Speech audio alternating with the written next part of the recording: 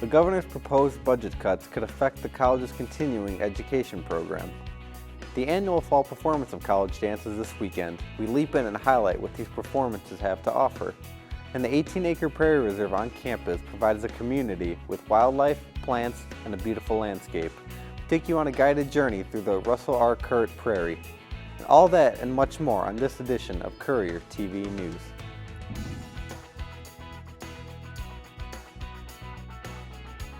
Hi, and thanks for joining us. I am Tyler Swanson. Since July, Illinois has been working without an approved budget. If the budget isn't approved, it could directly affect programs on campus. When the budget is approved is still an open question. Right now, as an institution, we're supporting two pieces of legislation, Senate Bill 2185 and Senate Bill 2188. It's a bipartisan effort to free up federal money to continue serving programs that provide adult education and career technical programming. If an approved budget doesn't come soon, these programs may be forced to shut down. Currently, the college is funding these programs. Between going to class, doing homework, and working, we all have very busy lives here at COD. Who doesn't need some well-needed stress relief? The Conscious Mind Fest is a special workshop series featuring urban monk Gadahara Pandidasa on November 9th and 10th. Pandi will teach students the importance of meditation. Pandi is an author, meditation teacher, inspirational speaker, and a lecturer at Columbia University. He has spoken at a TEDx conference and has been featured on PBS, NPR, and in the New York Times. His expertise includes assisting people in overcoming the various stress factors in their own lives. The events are free and open to the public. For more detailed information, contact the Office of Student Life at 630-942-2243. Registration is now open for the spring semester. The spring term begins on January 23rd. Log into My Access to register, make payments, and search for class selections. For more information, contact Student Registration Services at 630-942-2377. The student-run culinary market is open during the fall and spring semester. Located in the Culinary and Hospitality Center, the culinary market sells items made by students and will be open from noon to 2:30 p.m. on Tuesdays, Wednesdays, and Thursdays now through November 24th.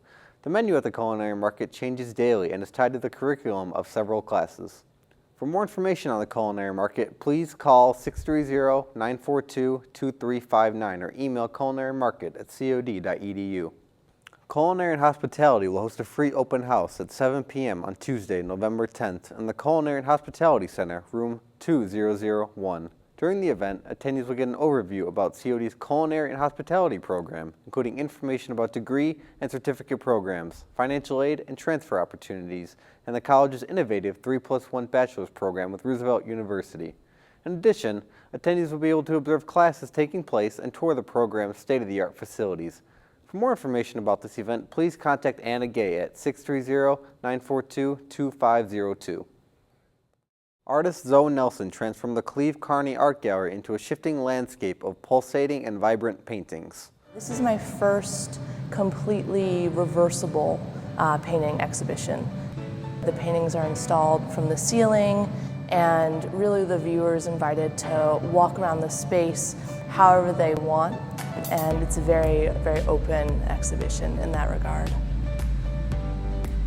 I've been thinking about how these paintings relate to the body. They're cuts in the work, they're double-sided, they're hung in free space. So when people walk around the work, you see fragments of a face, of an arm, of a nose, of a foot, captured momentarily inside the cuts in a painting. And thinking about the body in relationship to the work, I started to consider inviting someone to make a choreographed performance. Performances are on Saturday, November 7th and Saturday, November 14th at 1 p.m. There will also be an artist talk on Saturday, November 7th at 12 p.m. This exhibition will run through November 21st. This event is free and open to the public to attend. For more information about the exhibitions and related special events, visit their website at cod.edu/gallery or call 630-942-2321.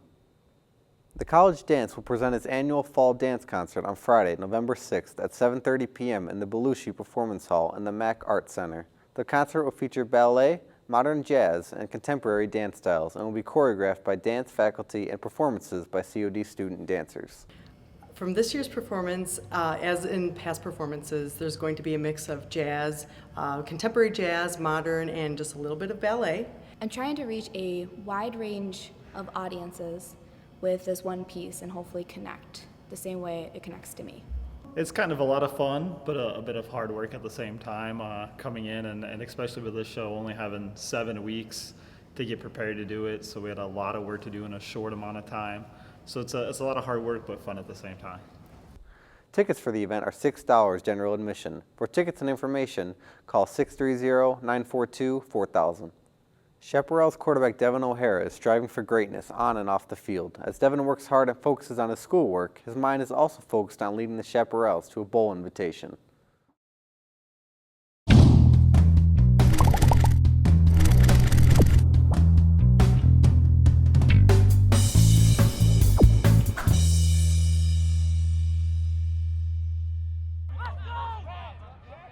Football is in Devin O'Hara's DNA. This QB has been learning the ropes since the Little Leagues. My dad played football his whole life. He was an all-state quarterback at Lane Tech in Chicago.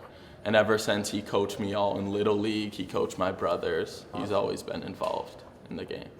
Coach Foster is quick to share Devin's secret weapon to success and why this role suits the star. I've always defined great quarterbacks by not their production, not their completion percentage, etc. It's where they take their team. It's what kind of intangibles he has, and that's what I think makes Devin special. Is where you take your team. Well, right now we're 7-1, and we're one of the top teams in the country, and I think a lot of that has to do with his leadership. It's the things that Devin's teammates do every day on and off the field that drives Devin. Teammates every day inspire me. You know, seeing someone make a big play, working their hardest, anything small like that, I definitely take note of. The game continues off the field as Devin plans for the future. I always refer to recruiting as a game because you never know. I mean, football is like a business. You know, they could pull a scholarship away from you or give you one at any time. With the quarterback position, how unique it is, usually teams need to wait till towards the end of the season to figure out what they're doing. So I'm hoping some offers start rolling in. Devin takes pride in being a great quarterback, leader, and teammate. Those are the things that Devin hopes will take him far in football and in life. As a quarterback, you got to be the general and leader on the field at all times. So it's something I'm comfortable with and really willing to do, and just definitely love doing. The Chaparral football team is 7-1 for the season and will be on the road this weekend for their last regular season game against the Ohio Hocking Community College. The COD football team is ranked 9th in the country. They hope their efforts on the field translate to a postseason bowl invitation. The Prairie plays an important role in naturalizing our environment. Photojournalists Justyn Clark and Michelle Yeaga explore the importance of this native habitat. This part of Illinois, heading all the way to the central part of the state, had historically been tallgrass prairie. When the college property was assimilated and buildings started to go up on campus, one of the first areas that was not directly being used was on the east side of campus. And that is where Professor Kirt had gotten students on board, and they started cleaning up some of the old debris from farming in 1974 and replanted prairie starting in 1975. We've had some students do research projects out in the prairie. We've also had some visiting professors and graduate students use this as part of studies.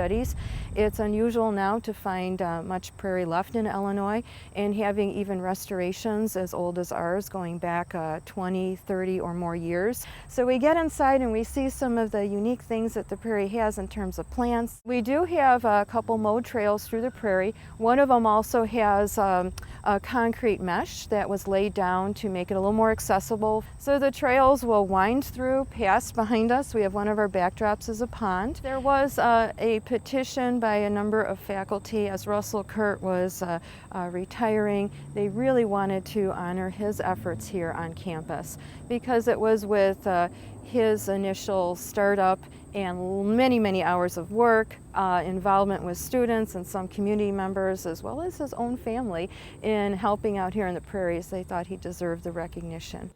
Thanks for joining us for this week's edition of Courier TV News. Please join us next week as we connect you to the community with more of College of DuPage news. Have a great weekend.